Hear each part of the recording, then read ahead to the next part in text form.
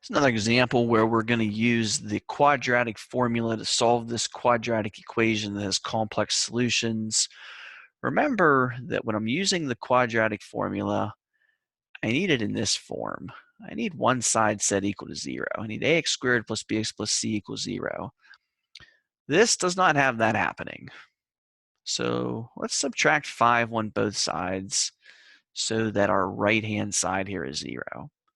So I have negative x squared plus 4x minus 5 equals 0. Now I can identify my a, b, and c values to plug into my quadratic formula. My a value is just my number in front of x squared. This negative tells me that it's -1. My b value is my number in front of x. In this case, that's 4. My c is my constant. Include the sign.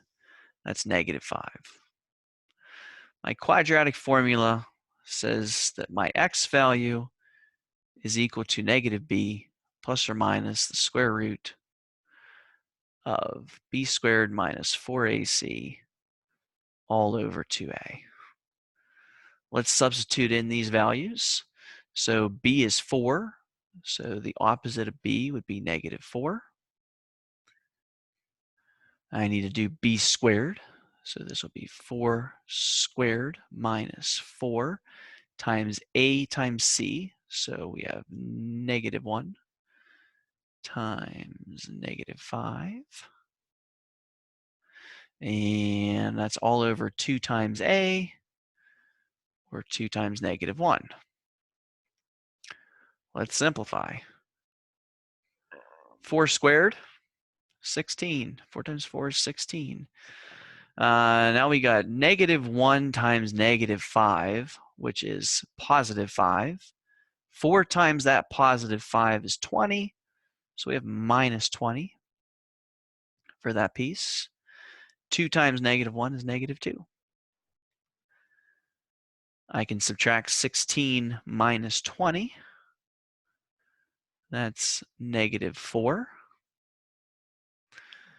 All right, so let me rewrite this over here. So I have x at this point. I have x equals -4 plus or minus the square root of -4 all over 2. Simplify this radical. So the square root of -4 is just going to be 2i. So the square root of -1 is I. The square root of 4 is 2. And then I can simplify this a bit. Remember in the last video, I factored this numerator. This time, let's do it another way. I can rewrite -4 plus or minus 2i over 2 as -4 over 2 plus or minus 2i over 2. And -4 over 2 is -2. These 2's cancel out. So my final answer is that x equals -2 plus or minus I.